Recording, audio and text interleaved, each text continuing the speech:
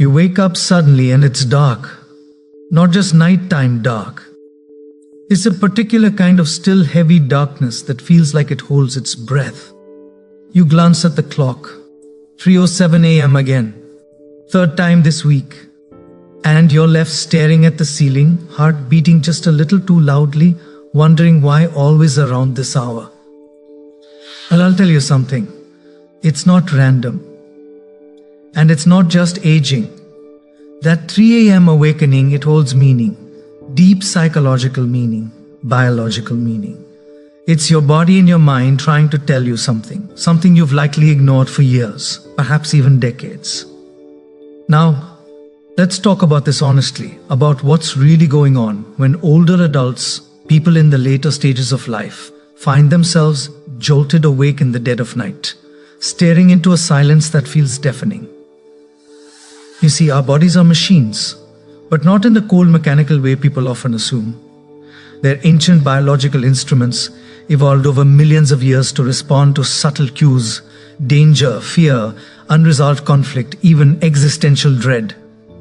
And at 3 a.m., when the world is silent and your defenses are down, those signals rise to the surface. For many older adults, waking at this hour isn't just about disrupted circadian rhythms, though that's certainly part of it. The brain's production of melatonin, the sleep hormone, declines with age. Cortisol, the stress hormone, spikes early in the morning. And so, physiologically, you're primed to wake. But that's only the beginning. That's just the surface. The real issue lies deeper. In the quiet of that early morning hour, all the things you've kept at bay during your waking life, the regrets, the missed opportunities, the unresolved traumas, they rise like ghosts. At 3 a.m., there is nowhere left to hide from yourself. Man once told me that as he aged and nights became heavier, I don't sleep deeply anymore. He said, it's not just my body, it's my soul that keeps waking me up. And he was right. That's the part we don't talk about, the spiritual component of waking, the psychological confrontation. Because as we age, we don't just slow down, we start reviewing, we start reckoning. And that reckoning, it doesn't respect your sleep schedule. So you wake at 3 a.m. because your psyche is stirring, it's trying to integrate your life story. All the chaos, the triumphs, the failures, and it's trying to sort them before it's too late because time is running out and you know it. You feel it in your bones. I talk to many older people who struggle with sleep. They often think it's just the inevitable decline of age, but more often than not, it's something else. Anxiety, fear, loneliness, even guilt. The kind of emotions that can only be heard when the noise of the world dies down. And that moment right there at 3 a.m. is when your subconscious seizes the opportunity to whisper the truth. Let me give you a metaphor. Imagine your life as a novel. Each day is a sentence. Each year a chapter. In your youth, you're busy writing, scribbling forward with haste, rarely looking back. But when you grow old, when your hands start to tremble slightly and your joints ache in the morning, you begin reading the book backward. You start flipping through the pages, rereading scenes, analyzing what you wrote decades ago, and sometimes what you read is painful. Waking at 3 a.m. is your mind going back to a particularly difficult chapter, one you didn't resolve. Maybe you lost someone and never grieved properly. Maybe you betrayed someone and buried the memory. Or maybe it's not guilt at all. Maybe it's longing, a desire to do more with the time you have left. When I speak to clients in their 60 seconds or 70 seconds, they often confess to me their deepest regrets in these offhand moments. They'll say things like, I should have told my daughter I was proud of her. Or, I never apologized to my brother before he died. And these thoughts, they don't come when you're busy with errands or watching television. They come when you're alone, when your defenses are down, when the clock reads 3 a.m. And so we're forced to confront the painful truth. Waking up in the middle of the night isn't a problem. It's a symptom. The problem is what you're carrying, what you're avoiding, what you've pushed so far down. It's only safe to look at it when everything else is silent. But here's where it gets more tragic. We live in a culture that treats sleep as mechanical. Take a pill, they say. Buy a better mattress. And sure, those things might help temporarily, but they don't address the root. Because the real solution isn't in blocking out the wake-up call, it's in answering it. And this is hard. Facing yourself is hard at any age, but especially later in life when the stakes feel higher, when mortality isn't an abstract concept anymore, when the friends you grew up with are starting to disappear, and your own body is betraying you in little subtle ways.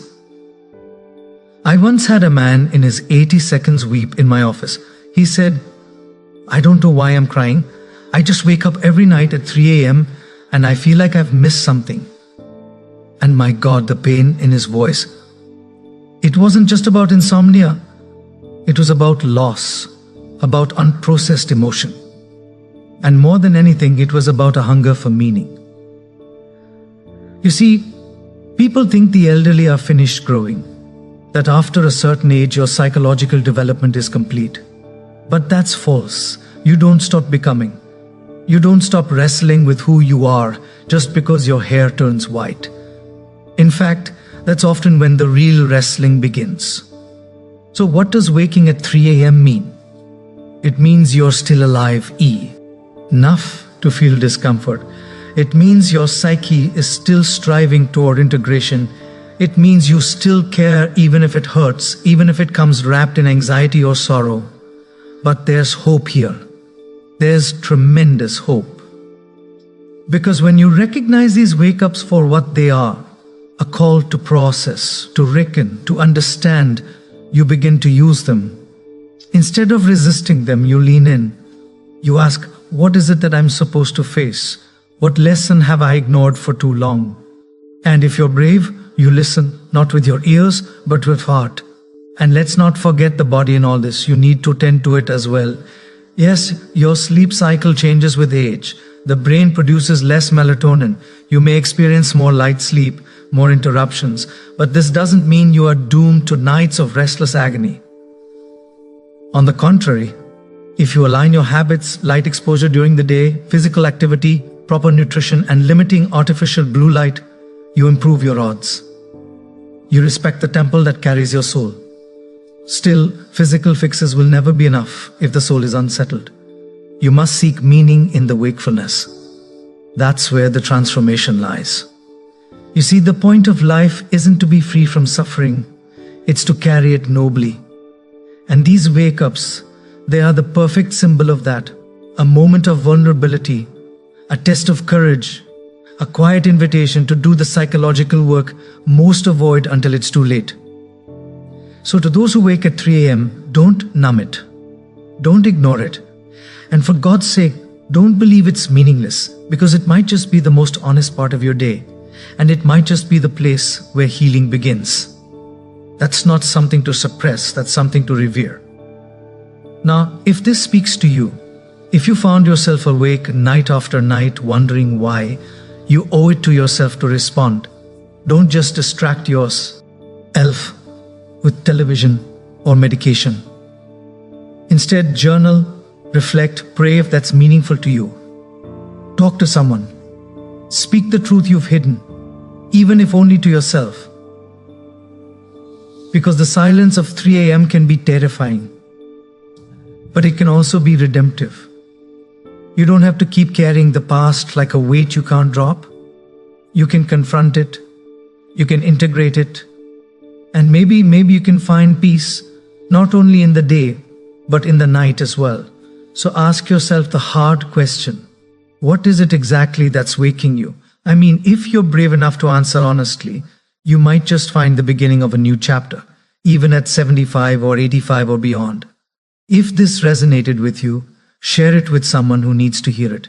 Start a conversation, and don't just watch, act. Confront the darkness with your eyes wide open, because the hour is late, but it's not too late. Not yet. The clock reads 3. Oh, clock. I am. Maybe that's your invitation. Later.